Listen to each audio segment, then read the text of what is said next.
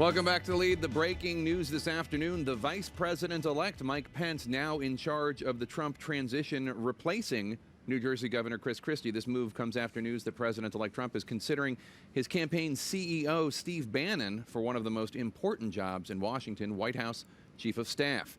Today, CNN learned that in their meetings with President-elect Trump yesterday, both Senate Majority Leader Mitch McConnell and House Speaker Paul Ryan told Trump that they thought RNC Chair Reince Priebus would be the right choice and best fit for Chief of Staff. Now, some sources are suggesting that Priebus still seems to have the inside track on the Chief of Staff job. But either way, Steve Bannon seems to be headed to a senior role at the White House, and that has many Americans, including many Republicans in Washington, quite nervous.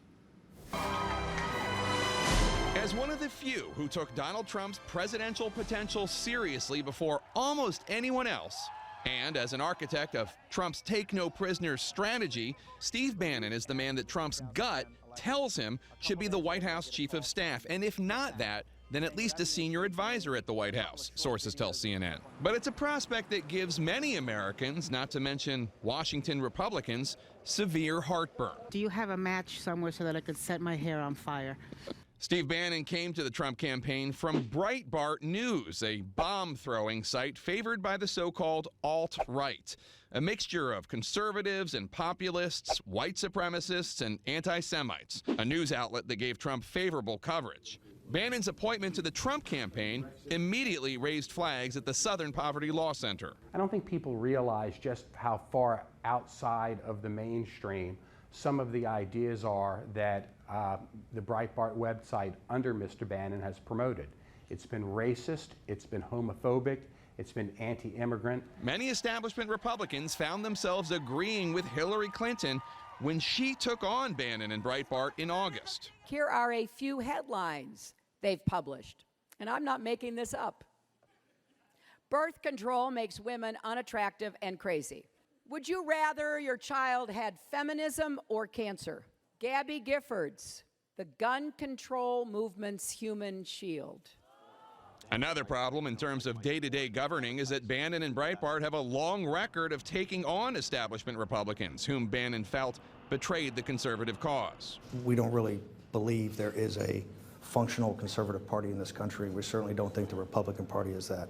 One prime target, House Speaker Paul Ryan, whom Bannon once complained was, quote, rubbing his social justice Catholicism in my nose every second. Weeks after Paul Ryan had been named Speaker of the House, according to a leaked email published by The Hill, Bannon said that he had plans for the Republican. Quote, long game is him gone by spring. What we need to do is bitch slap the Republican Party and get those guys, heaving too. And if we have to, we'll take it over. Bannon guided Trump to take his campaign and American politics into places that establishment Republicans found uncomfortable. He was a major force behind Trump's decision to appear this fall with women who had accused Bill Clinton of sexual assault, regardless of Trump's own vulnerabilities on that issue and that Access Hollywood tape that had come out just days before. Grab him by the pussy. For Trump, a candidate who dispensed with many of the political, not to mention general societal niceties, and you can tell them to go themselves. Bannon was a good fit. In 2007, Bannon's ex-wife accused him of making anti-Semitic remarks, trying to keep his daughters from attending a school with a sizable Jewish population. Quote, he said he doesn't like Jews and that he doesn't like that they raise their kids to be whiny brats, his wife said in a court document. Steve Bannon has denied those charges. I know he enjoys a very strong relationship with his ex-wife. Bannon created a home for white supremacy, white nationalism online.